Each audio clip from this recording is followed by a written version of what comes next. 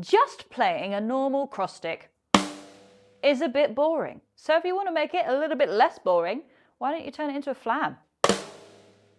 Yeah.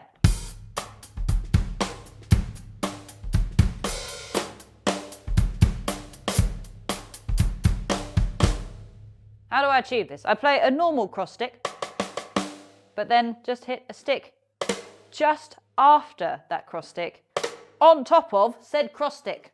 We've got like a 3 cross stick, a cross stick triple, a 3-way.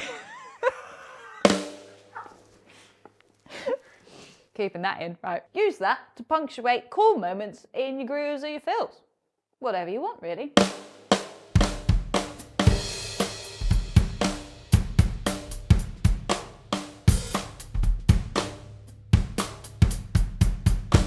PS, if you want to get a slightly different sound on top of that, you can hit the rim instead of the stick.